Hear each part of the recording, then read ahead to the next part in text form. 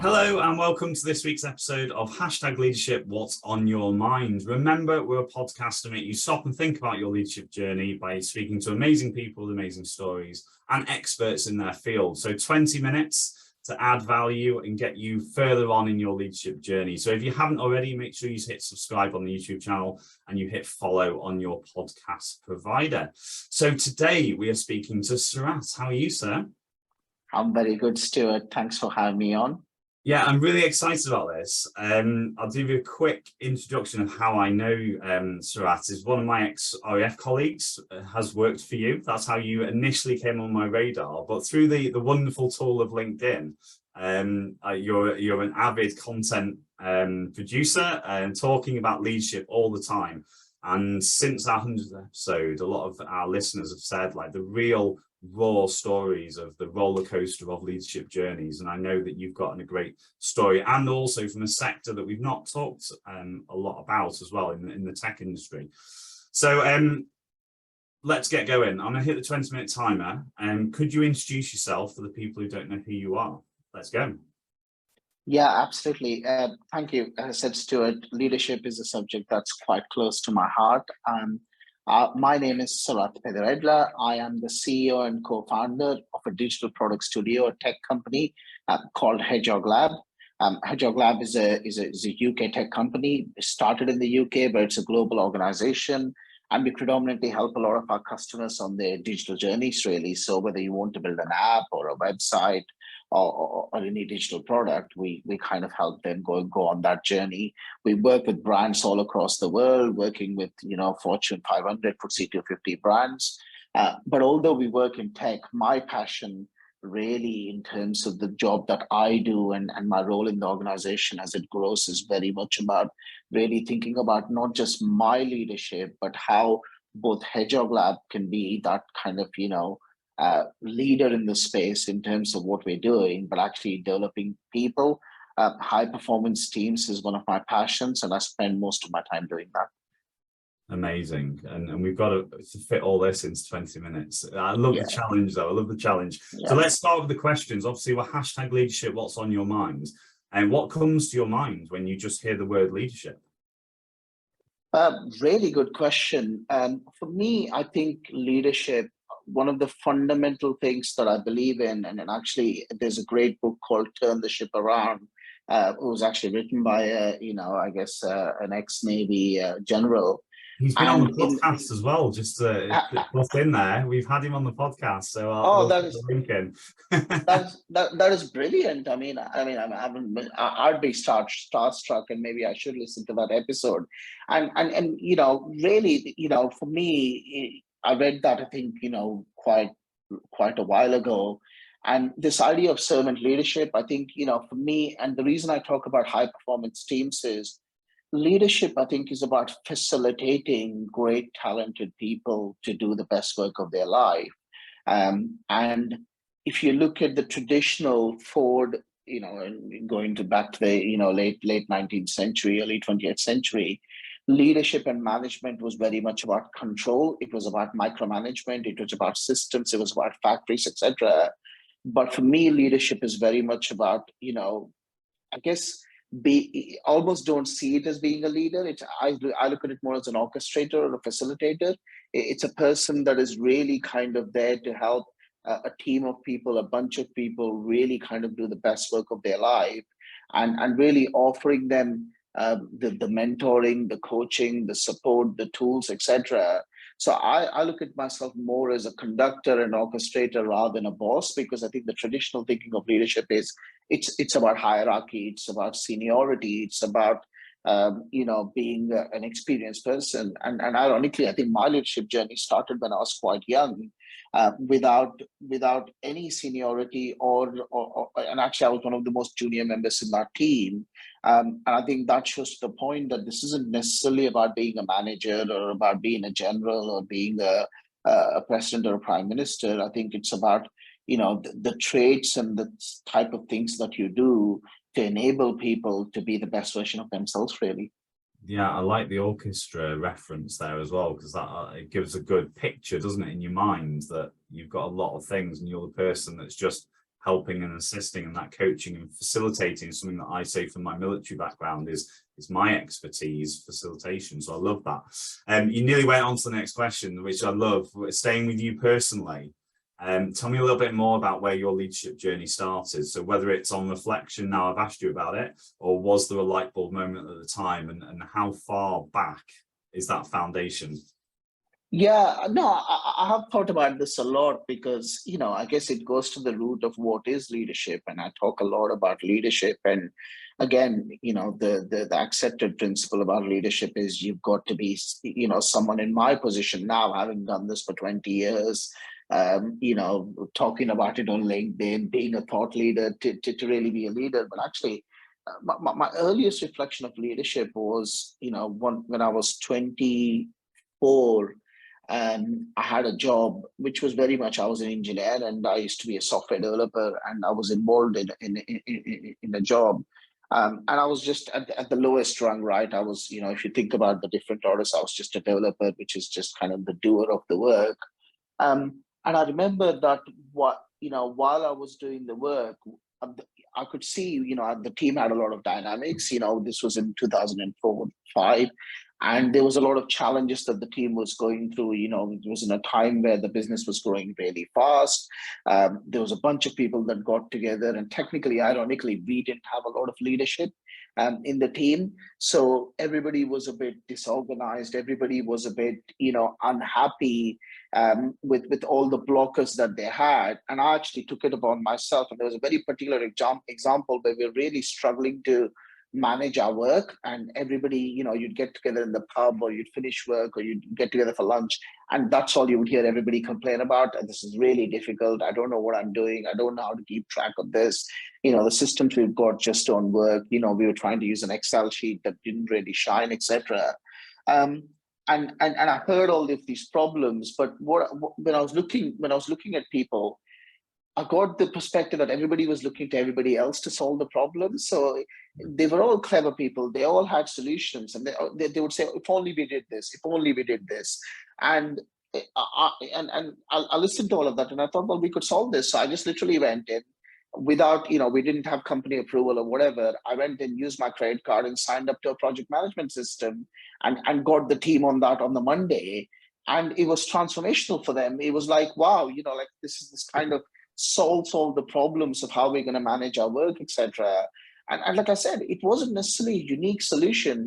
Everybody knew what needed to be done, but everybody thought it was everybody else's job to do it. And for me, leadership is about taking accountability and ownership for that solution.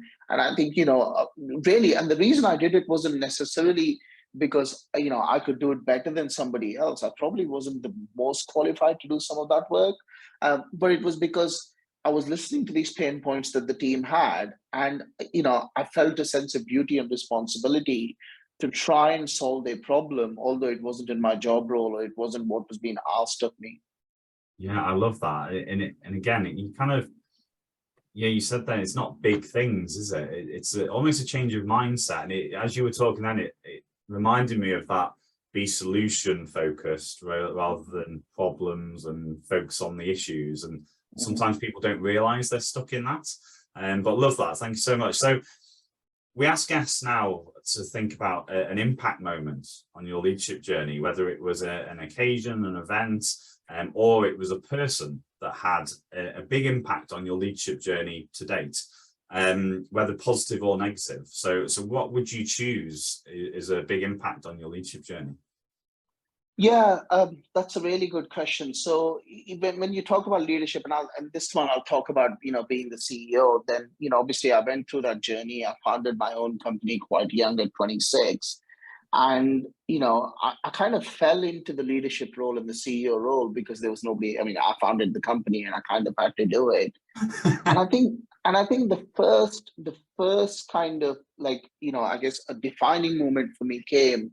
So I'd set up a company. I'd hired 2 or 3 young people, and they were doing really well. I was really passionate about building a place. And actually, if you look at Hedgehog Lab's purpose, the purpose of the organization is to create a place that empowers people to do the best work of their life. So I really believed in the mission of the organization.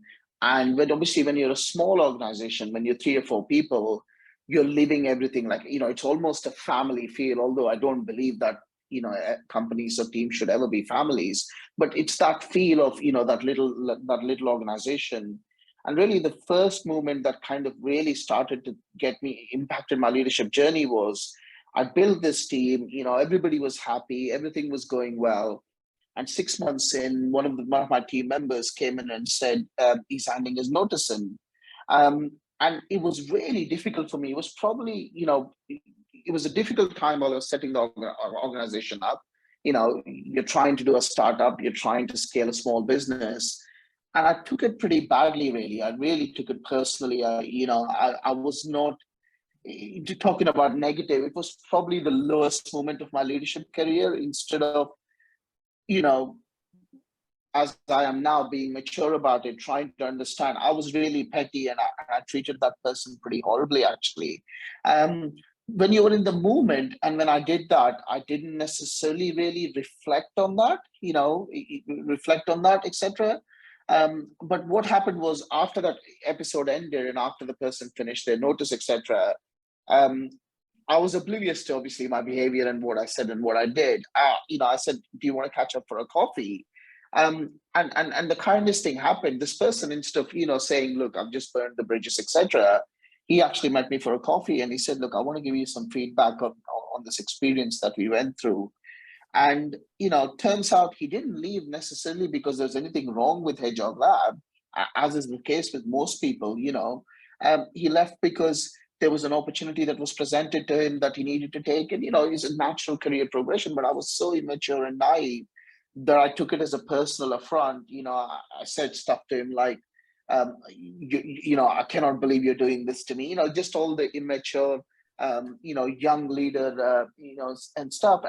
And that session of feedback that he gave me, in terms of just getting me to reflect and listen, which, by the way, I didn't even think I was capable of, because I thought, when I went to that feedback session, I thought I'd be quite defensive and I'd be quite aggressive and say, I don't believe your perspective on this. And and this person was a young person, so he wasn't necessarily like, a mentor or an older, wiser person. That feedback really made me reflect and pause and kind of think about the type of leader I wanted to be, and really started my journey in terms of what leadership should mean. And in fact, one of the things he did say to me on that was, "Look, there might have been a world under which I might have come back to Hedgehog Lab in a year or whatever, depending on how this experience went. I just felt like I need to get the experience. But he said, I've lost faith in you as a leader because of that experience and the way you treated me." And I thought that was kind of quite an important awakening moment, where I thought, is this the type of leader I want to be? Because I came out of a business saying, I don't want to be that type of leader. I don't want to, because I kind of knew what bad looked like. But until somebody put a mirror up to me and reflected that point, I didn't really realize that I was also going on that kind of bad leadership journey, really. Wow, what a great story about the importance of getting feedback. Not necessarily, it was almost a bit like a sliding door moment, that, wasn't it? It could have quite easily not happened.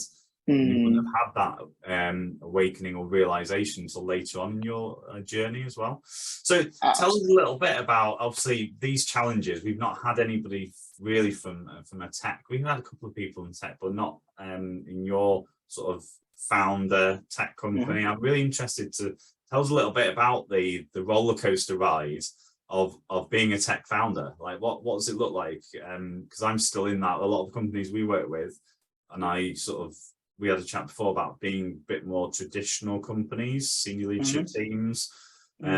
What's it look like in a tech world? Growing a business, being people focused. It's the modern world. We're going to maybe talk about digital leadership after this. What's it look like in a tech fund company? Yeah, I think the fundamental thing I'd say is tech leadership is no different to traditional leadership. Whether you're running a factory, whether you're running a travel company, whether you're running a train service, etc. And I think a lot of people don't realize, people tend to think, if you're a tech leader, you're elevated to a different level because they think, oh, you're digitally savvy, etc. But actually, I would say 90% of the problems in a tech company are people problems, right? In fact, we are a different type of tech company in that we're a tech services company as opposed to a tech products company, because we don't manufacture products. We work with customers and we provide services. And almost all of this is down to people. Our business model is based on hiring people. Our business model is based on selling people skills and time. So every single problem, whether it comes to recruitment, whether it comes to retention, whether it comes to high performance operations, etc., all comes down to people. And I'd almost argue, I remember a few years ago, there was somebody that said, oh, look, like, I think he worked in construction or something like that, but he's like, oh, you guys have got it easy in tech because, like, you don't really need to manage difficult people. And I laughed and I thought, people are people. It doesn't matter whether you're in construction, whether you're in, any other industry. And actually, because in tech, there is a real dearth of talent in the industry, people in tech have a lot more options. So actually, the expectation, the bar for what they want out of leadership is much higher rather than lower.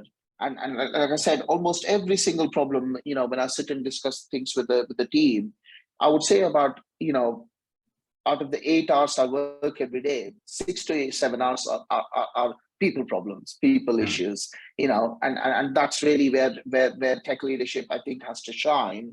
If you can't get the high performance teams and the people stuff sorted, it doesn't matter how good you are as an engineer. It doesn't matter if you know all the technology, if you're process oriented, etc. You've got to really nail the people stuff. Yeah, I love that. And that leads on to my question that we're going to sort of probably finish off on as well, is the what does digital leadership look like in the future? Because it's kind of like you've been in that world before COVID, before the 3 years that passed. There's a lot of cultures, there's a lot of businesses going like, we really need to heavily invest in our people now. And we are spread out. We're using a lot more tech than we ever have done with working from home models. How do we communicate better with our people that they're further away and not around the water cooler now or in the staff canteen? What sort of things have you been doing successfully in your organization that can really start helping others think about a digital leadership moving forwards? Great question. So the two things I would say that really make your digital journey as a leader successful, ironically, have nothing to do with technology or digital. And the two things I would say is psychological safety and trust. So as a great example, you talked about, I had a lot of customers and people in my network who really struggled to go remote when the pandemic hit.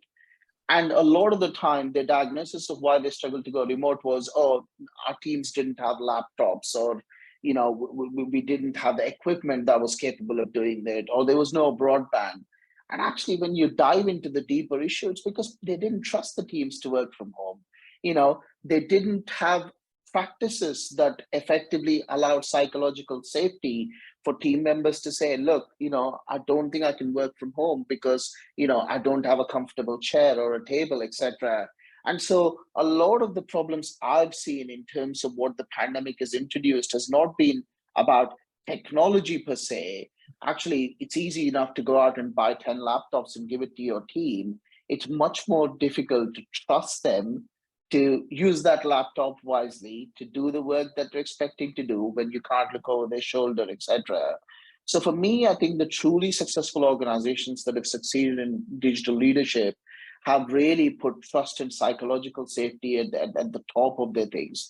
Whether it comes to policies, you create policies that are human friendly, whether it comes to working practices. So, I've heard horror stories about employers using like keyloggers and like screenshot tools, which take a screenshot of your employee's laptop every 5 minutes so you can monitor what they're doing. And the reality is, and these are not small businesses, by the way, these are big international big businesses. And the reality is, what that shows is a fundamental lack of trust and psychological safety. So, you can have all the technologies, and I could give you a 10-page white paper on how best to set up your teams and what software to use, etc. But all of that, I don't think will supersede the fact that you've got to be able to have fundamental trust and safety in your teams.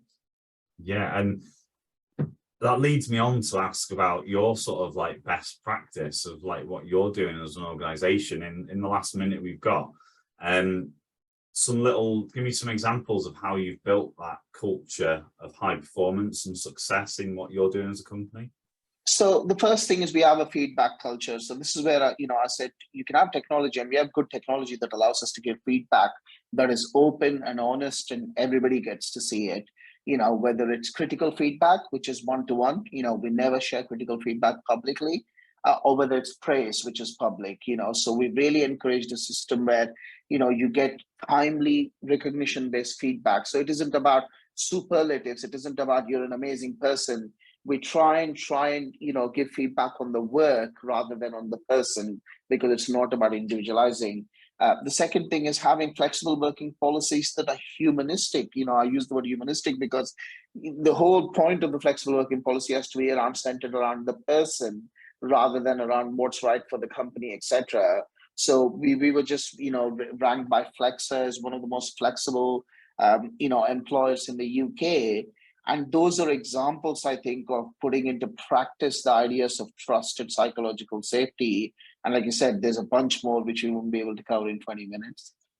Excellent. Well, do you know what? Thank you so much. That's our 20 minutes done. We managed to get a lot in there. We were a bit worried at the start. So, Sarat, thank you so much. And I know that we're going to be sharing your LinkedIn profile, your business. I encourage anybody on their leadership journey to reach out and connect with people like yourself, because again, really good content, really good real life stories as well. So ladies and gents, if you enjoyed that, make sure you hit subscribe on the YouTube channel, make sure you follow us on your podcast provider. And we always like to hear when you see us across social media channels, what your takeaways were from each of the episodes, because everyone's different. Sarat, thank you so much again for your time today. Thank you, Stuart. And obviously, if anybody has any feedback, comments, or disagrees with what I've said, they can find me on LinkedIn, and they can send me a message or follow me and let me know what they think. Yeah, excellent. So ladies and gents, see you all next week, Wednesday, 6 a.m. We'll have another amazing guest sharing their stories and expertise on leadership. Take care. Bye.